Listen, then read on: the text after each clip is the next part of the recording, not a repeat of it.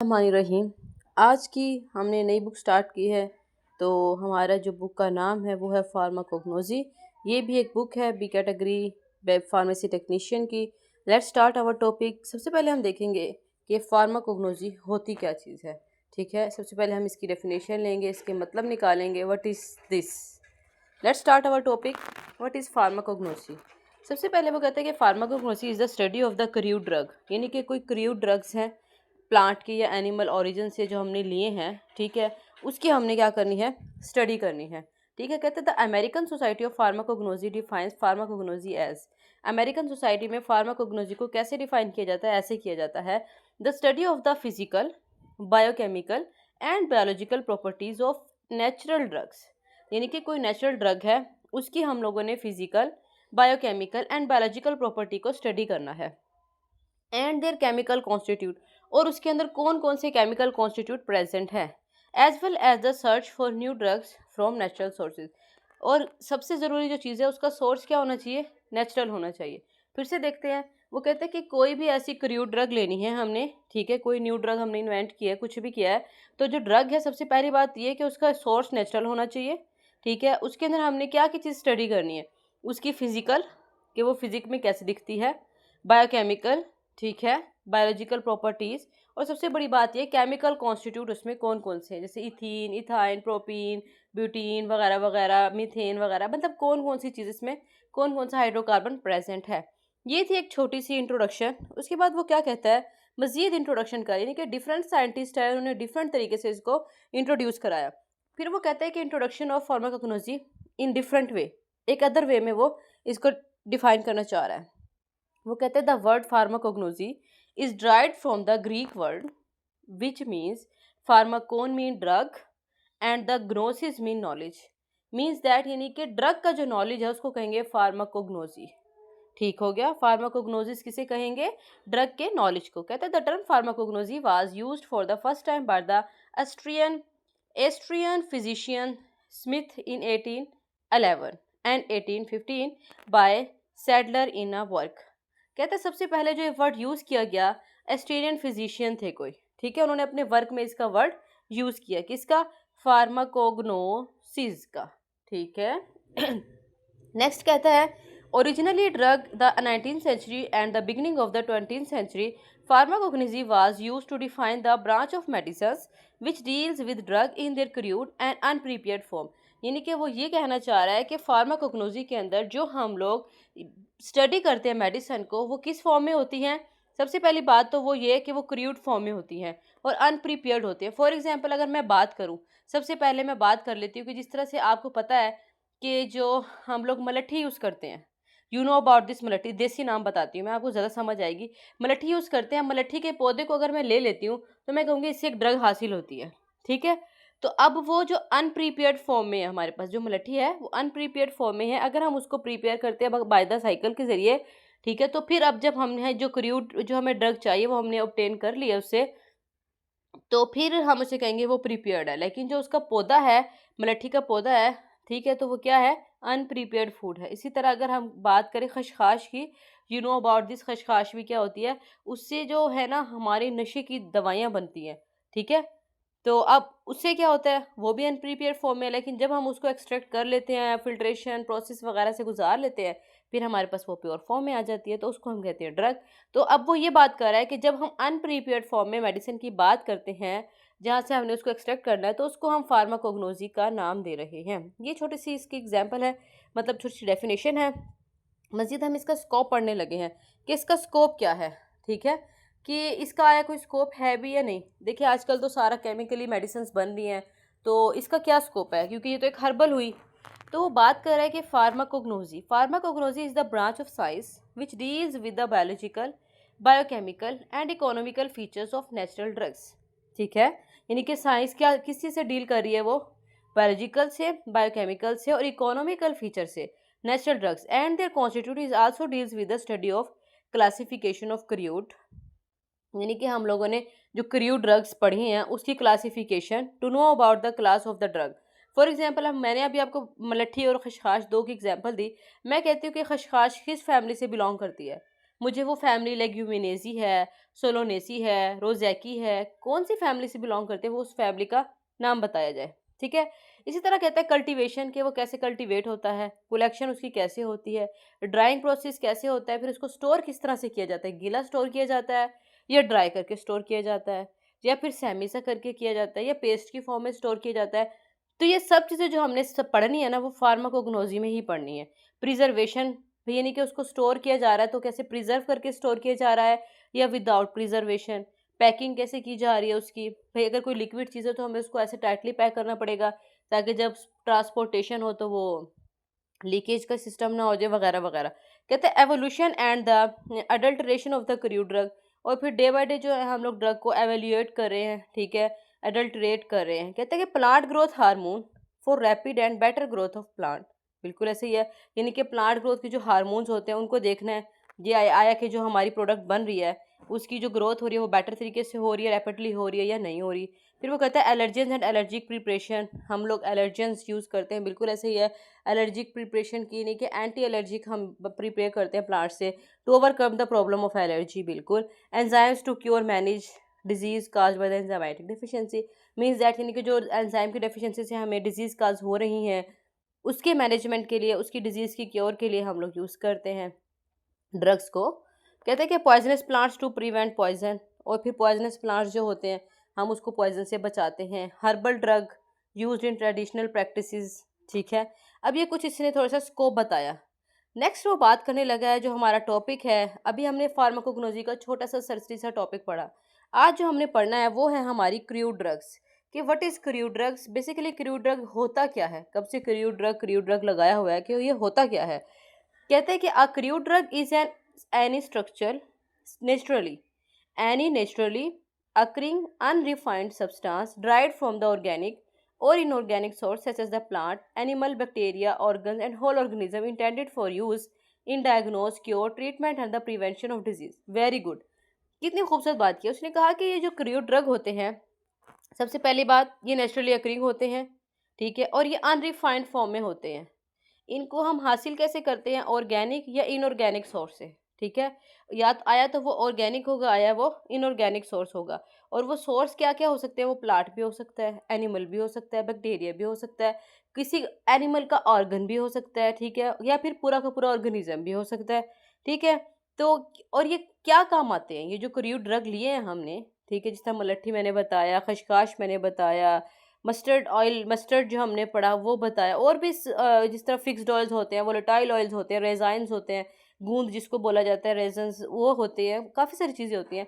तो कहते हैं अक्सर असल में ये किस मकसद के लिए इस्तेमाल किया जाता है, तो वो बता रहा है कि डायग्नोज करने के लिए, कोई भी डिजीज़ हो गई है उसको डायग्नोज करने के लिए, क्योर ठीक करने के लिए, ट्रीटमेंट के लिए, या फिर ऐसे होता है कि वैक्सीनेशन हम क्यों कराते हैं, किसी भी चीज़ को प्रिवेंट करने के लिए कि ये डिजीज़ हमें हो ना जाए।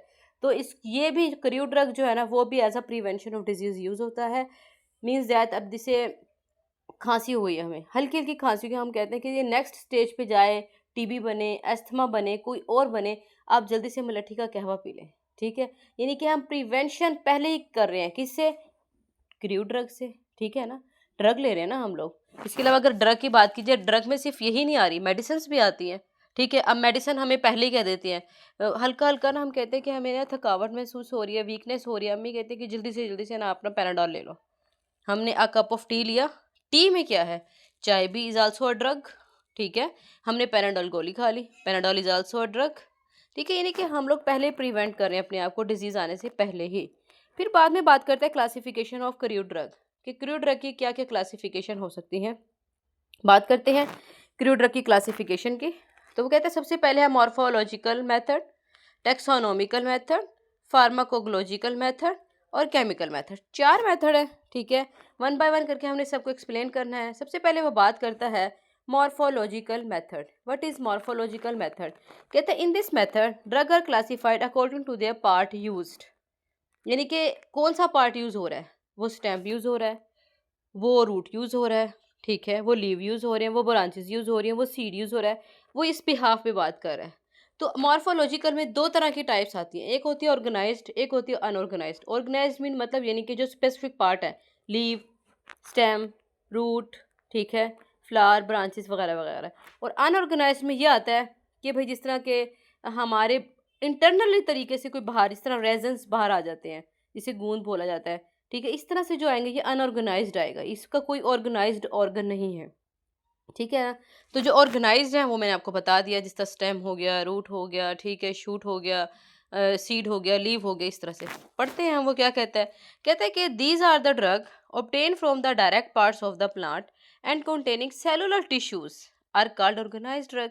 कहते हैं कि ये जो ड्रग होते हैं, ऑर्गेनाइज्ड ड्रग जिसको नाम दे रहा है, वो डायरेक्ट पार्ट से आते हैं, जिस तरह मैंने आपको बताया, डायरेक्ट पार्ट, लीव हो गया, स्टेम हो गया, रूट हो गया, ठीक है, इस तरह से कंटेनिंग द सेलुलर टिश्यूज। और उनके पास सेलुलर टिश्यूज भी होते हैं, ऐसे ही है, स्टेम के पास भी सेलुलर टिश्यूज होते हैं, रूट के पास भी होते हैं, लीव्स के पास भी होते हैं, सबके पास होते हैं। कहते हैं for example flower, seeds, leaves, rhizome, bark, etcetera etcetera. अब बारी आती है अनऑर्गेनाइज्ड ड्रग की। अनऑर्गेनाइज्ड ड्रग में क्या होता है? कहते हैं the drug which are prepared from plant by physical process such as incision. Incision कहते हैं कि जिससे कोई कट लग गया है, ठीक है, कट लग गया तो वहाँ से प्लांट के अंदर से कोई पानी वगैरह बाहर निकलना स्टार्ट हो गया है। ड्राइंग प्रोसेस से, जिस तरह की कोई पानी बाहर निकला है और बाहर आके वो खुश्क होना शुरू हो गया है, जिस तरह हम रेजन्स ऑब्टेन करते हैं। और एक्सट्रैक्शन, ठीक है, फिर उसको हम एक्सट्रैक्ट कर लेते हैं with a solvent and not containing any cellular plant tissues are called unorganized drugs. For example latex, बिल्कुल, ट्रैगेनेथ, देखो आ गया ना, गम एकेशिया, ये सारे के सारी जो है हम लोग ऐसे हासिल करते हैं अनऑर्गेनाइज तरीके से। तो ये थे कुछ इसकी ऑर्गेनाइज्ड और अनऑर्गेनाइज्ड। ये हमने मॉर्फोलॉजिकल पढ़ा।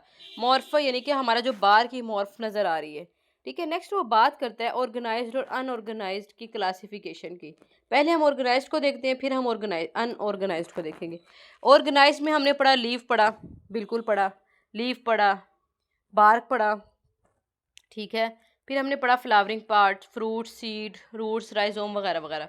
अब वो कहते हैं कि इसकी एग्जांपल्स क्या हैं, वो कौन कौन सी ड्रग है जो हम लीव से हासिल करते हैं, वो कौन कौन सी ड्रग है जो हम बार्क से हासिल करते हैं, वो कौन कौन सी ड्रग है जो हमने फ्लावरिंग प्लांट से हासिल की, वो कौन कौन सी ड्रग है जो हम फ्रूट से हासिल कर रहे हैं, वो कौन कौन सी ड्रग है जो हम सीड से हासिल कर रहे हैं। Let's start. कहते हैं जो हम लीव से हासिल कर रहे हैं वो है डिजिटेलियस, पुदीना, सीना, स्क्विल, हायोसाइमस, बिलेडोना। ये 4-5 है जो हम लीव से हासिल करते हैं। चिंचोना, सिनामून और कैस्कैरा ये हम बार्क से हासिल कर रहे हैं।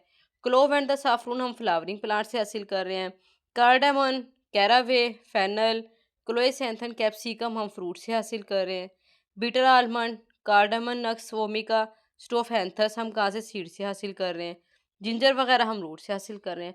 ये थे कुछ ऑर्गेनाइज्ड ड्रग्स के नाम थे, ठीक है, उनके जो नेम थे बाकायदा वो थे। अब हम बात करते हैं अनऑर्गेनाइज्ड की। अनऑर्गेनाइज्ड में कौन कौन सी आती हैं? देखो आपको पता है ड्राइड लेटेक्स आता है, ड्राइड जूस आता है, मैंने अभी बताया था, गम आ जाती है, रेजाइन आ जाता है, फिक्स्ड ऑयल आ जाते हैं, वैक्सीज आ जाते हैं, ठीक है, एनिमल प्रोडक्ट आ जाती है, मिनरल्स आ जाती हैं। मीन्स दैट यानी कि जो अनऑर्गेनाइज्ड में आएंगे वो होंगे जो डायरेक्ट प्लांट से लिंक नहीं रखते होंगे, इनडायरेक्टली कहीं ना कहीं से आ रहे होंगे। तो अब कह रहा है कि ड्राइड लेटेक्स में ओपियम आ रहा है, पेपेन आ रहा है, पपेन आ रहा है, ड्राइड जूस में एलोवेरा आ रहा है, गम में अकेशियन ट्रैगेनेथ आ रहा है, रिजाइन में देखो बेंजोइन आ रहा है, टोला बाल्सम आ रहा है, फिक्स्ड ऑयल में कैस्टर एंड द आलमंड आ रहा है, वैक्सीज में bees waxes and the carnauba waxes आ रही है, एनिमल के अंदर भी गिलेटिन आ रहा है, कोड लिवर ऑयल आ रहा है वगैरह वगैरह, मिनरल में भी टाल्क आ रहा है, कोलिन आ रहा है। इस तरह से यानी कि उसने बाकायदा हमें आसानी कर दी कि इसमें ये प्लांट आ सकते हैं, ठीक है, ऑर्गेनाइज में और अनऑर्गेनाइज में। नेक्स्ट है जी टेक्सोनोमिकल मेथड। पहला मॉर्फोलॉजिकल, नेक्स्ट है टेक्सोनोमिकल, मीन्स दैट हमने टेक्सा के लेवल पे जाके स्टडी करनी है, फार्माकोग्नोसी को, फार्माको स्टडी को, टेक्सा स्टडी करने हैं। कहते हैं in this method drugs are classified according to their natural relationship and distinguish characteristic, they are grouped in the phylum, order, family, genus and the species. बिल्कुल देखो ऐसे ही taxa होता है ना, देखो वो कहता है कि phylum, order, family, genus, species, drug. अगर हम एक एग्जांपल पढ़ लेते हैं, सारे पढ़ने की क्या ज़रूरत है, कि अगर फाइलम एंजियोस्पर्म है तो उसका ऑर्डर क्या होगा, रोसेल्स, तो उसकी फैमिली क्या होगी, रोजैकी, उसका जेनस प्रूनस, स्पीशी क्या होगी, एमेक्डेलस, और ड्रग क्या होगी, आलमंड, ठीक है। तो ये था टेक्सोनोमिकल। अब हमारा है फार्मास्यूटिकल मेथड। 2 मेथड हमने स्टडी कर लिया, हम थर्ड पढ़ने लगे हैं। What is pharmaceutical method? Pharmaceutical method में यही आता है कि हमने एक ड्रग ले लेनी है, उसका मेथड देखना है सारा का सारा। जिस तरह वो बता रहा है कि मैंने एक फार्माकोलॉजिकल क्लास लिया है, तो उसमें देखो एंटी कैंसर के लिए कौन सा ड्रग यूज़ हो रहा है, वो यूज़ हो रहा है सिनेमन बार्क। परगेटिव के लिए एलोवेरा हो रहा है। एस्टिस एस्टिस पैसमोडी के लिए बेलाडोना हो रहा है। एस्ट्रिंजेंट के लिए कैट्यूआ हो रहा है। एक्सपेक्टोरेंट के लिए ग्लाइकोराइजिया हो रहा है। ठीक है, कार्डियोटोनिक के लिए डिजिटेलस हो रहा है। यानी कि डिफरेंट ड्रग्स हैं जो कि डिफरेंट डिजीज़ के लिए यूज़ हो रही हैं। ठीक है, तो बात आगे करता है लास्ट वन जो हमारा है, वो है केमिकल मेथड की। केमिकल मेथड आया कि होता क्या है और उसमें हम क्या स्टडी करते हैं। केमिकल में यही कि जिस तरह मैंने एक ड्रग पकड़ ली, फॉर एग्जांपल एलोवेरा पकड़ ली। अब मुझे एलोवेरा के बारे में पता होना चाहिए कि इसकी नेचर क्या है। ये प्रोटीनीशियस नेचर है, कार्बोहाइड्रेट नेचर है, फैटी एसिड नेचर है, क्या नेचर है।